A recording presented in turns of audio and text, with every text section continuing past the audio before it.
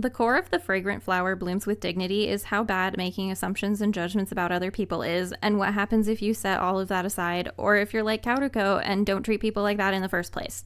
Rintaro and Kaoruko are an odd pair romance.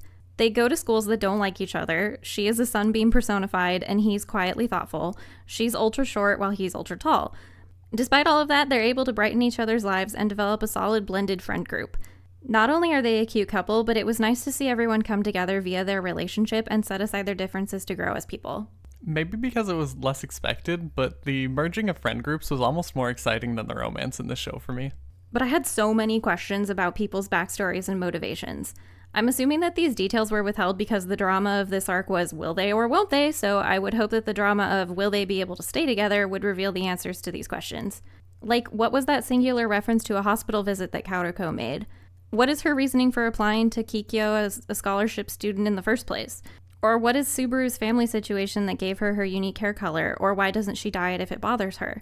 Why was Yorita seemingly the one that did all the heavy lifting and beating up the goons from the park, and what the heck is in his backpack that makes it so that he has a different bag from everybody else?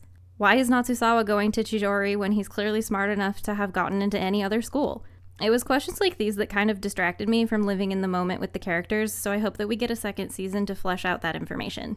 A lot of these, to me, felt like the show was very much framed from his perspective. So at the time, most of these questions, he would have either already kind of known the answer for himself, or just as part of his personality, he didn't really seem to be the person to pry and ask deep questions about people's lives.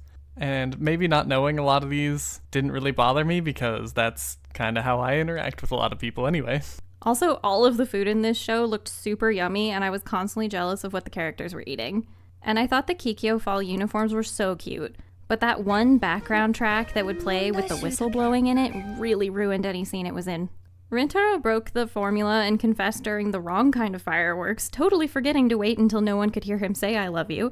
But I'm glad that they both confessed before the end of the season. However, the pacing of it was a little strange when they switched point of view characters and had her go all the way back to the first time she saw him mid-confession. I don't know, it just kind of stalled the hooray moment for me. Yeah, it did kill the momentum of the moment, but I wonder if this was a choice to either set her up as more of a perspective character in the next season, or if it was a way of showing that his world is opening up and seeing more of other people.